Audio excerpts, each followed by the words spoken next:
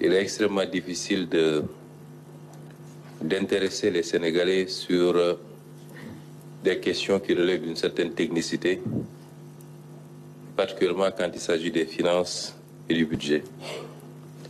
Mais en langage très simple, je voudrais que les Sénégalais comprennent la situation. Et il était important pour nous de dresser cette situation de référence bien avant de vous présenter le nouveau référentiel le 7 octobre. Vous ne pouvez pas faire des projections sur les 25 prochaines années si vous n'avez pas fait l'état des lieux et la situation dans laquelle vous trouvez le pays. C'est d'autant plus important que, en tant qu'acteurs politiques, nous avons promis aux Sénégalais. Nous avons mené une lutte politique pendant 10 courtes et longues à la fois années qui ont été consacrées par l'élection du président Bassirou Diomaye Faye. Et nous avions promis aux Sénégalais que nous les mènerions au sommet du gratte-ciel. Et je confirme ici que par la volonté de Dieu, nous le ferons. Mais en le faisant, même si nous soupçonnions et même si nous avions quelques éléments de preuve que la situation du pays n'était pas au beau fixe, nous étions loin de nous imaginer que les choses étaient si catastrophiques. Et donc ce que je voudrais dire, c'est que pensant être au premier étage, nous avions promis d'accélérer les choses pour amener le pays au sommet. Après l'inventaire et l'état des lieux, nous nous rendons compte que nous trouvons le pays au 4e sous-sol. Il nous faudra faire un effort de rattrapage qui exigera de notre part à tous beaucoup de sacrifices.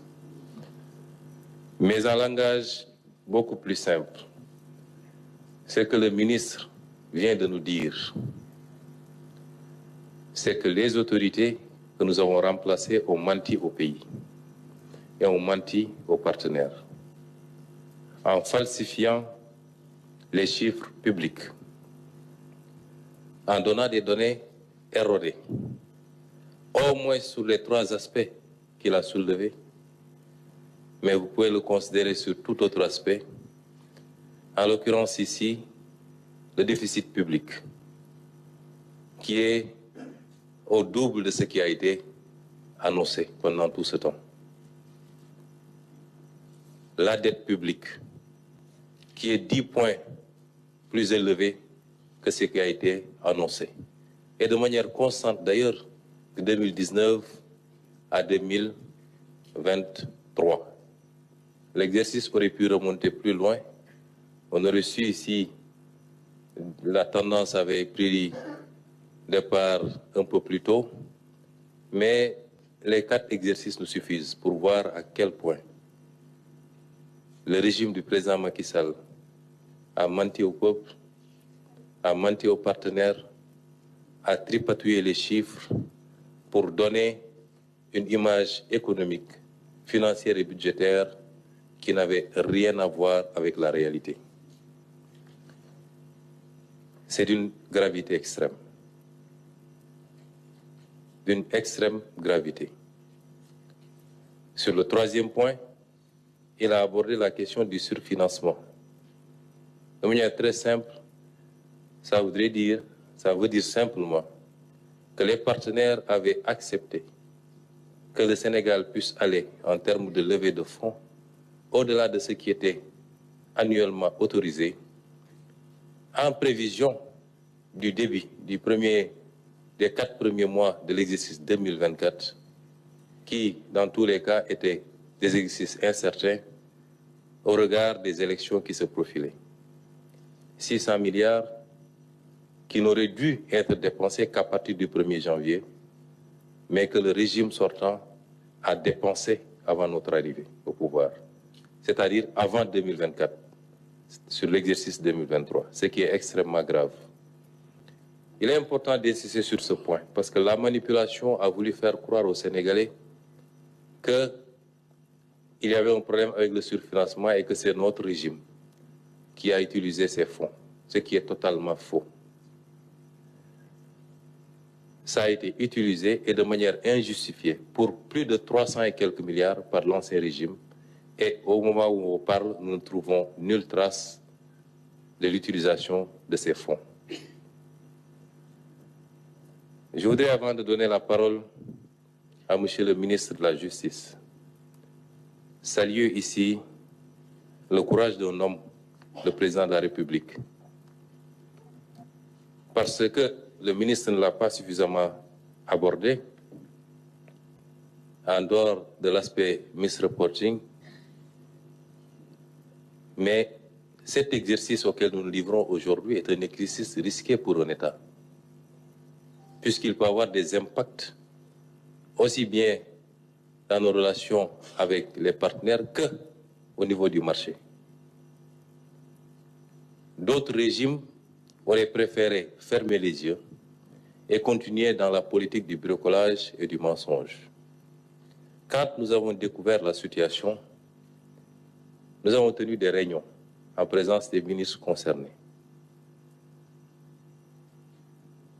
Des doutes subsistaient, légitimes. Et le président de la République a donné une réponse très simple. Je ne démarrerai pas ce mandat dans le mensonge, je ne le déroulerai pas dans le mensonge et je ne le terminerai pas dans le mensonge. Quelles que soient les conséquences de cette situation, je dirai la vérité au peuple sénégalais. Et je dis que Dieu aime le Sénégal. Parce que si on avait été inscrit dans la continuité, je puis vous assurer que ceux qui sont à l'origine de cette situation ne l'auraient jamais présenté tel que nous le ferons aujourd'hui. Et le peuple sénégalais aurait été rattrapé tôt ou tard par les conséquences catastrophiques. Nous avons vu énormément de pays se retrouver en situation quasiment de faillite parce que leurs élites ont préféré taire la vérité et continuer dans la manipulation. Je voudrais saluer le courage de cet homme également. Quand le Sénégal devait être programmé au FMI au mois de juillet, il a pris la décision de ne pas présenter le dossier du Sénégal et a dépêché le ministre des Finances pour aller le dire au FMI, aux États-Unis, et leur dire nous préférons ne pas avoir de décaissement plutôt que de le faire sur une base erronée et demain en subir les conséquences. Certains manipulateurs ont voulu dire aux Sénégalais que le FMI a reporté le rendez-vous parce qu'on aurait opéré des levées de fonds. C'est totalement faux. C'est à notre initiative, et seulement à notre initiative.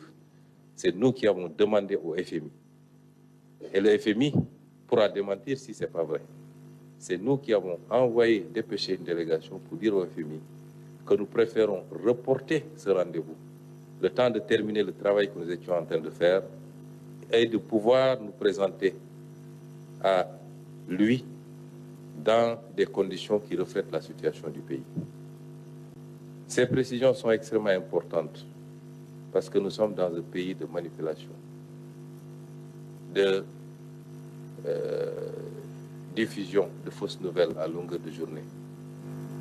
Et sur ces questions, j'inviterai tous les Sénégalais à beaucoup plus de retenue parce qu'il s'agit de l'image du pays et de sa crédibilité à l'extérieur. C'est des questions qui relèvent à la limite de sécurité nationale. Et tout Sénégalais qui se prononce, quelle que soit la liberté dont il dispose, doit le faire sur la base de chiffres, de faits et d'informations vérifiées. Je m'en limiterai à ça. Et ces données ou ces informations qui ont été produites ne seront jamais démenties par ceux qui en sont les auteurs. Des ministres ont été présentés ici comme étant les meilleurs ministres des Finances que la République n'ait jamais connus. Le ministre Moustapha Ba, le ministre Amadou Ba, d'abord en tant que ministre et en tant que Premier ministre, et même le président de la République Macky Sall. Et tout ce beau monde a menti aux Sénégalais, a menti au peuple, a menti aux partenaires pour pouvoir simplement bénéficier de fonds et qui j'y reviendrai après, le plus souvent ont été détournés de leur objectif. C'est une situation d'une extrême gravité qui appelle à l'exercice de situation des responsabilités, mais également la nécessité d'en tirer toutes les conséquences. C'est pourquoi je vais donner la parole à M. le ministre de la Justice qui donnera quelques éclairages sous l'angle juridique. Monsieur le ministre, vous avez la parole.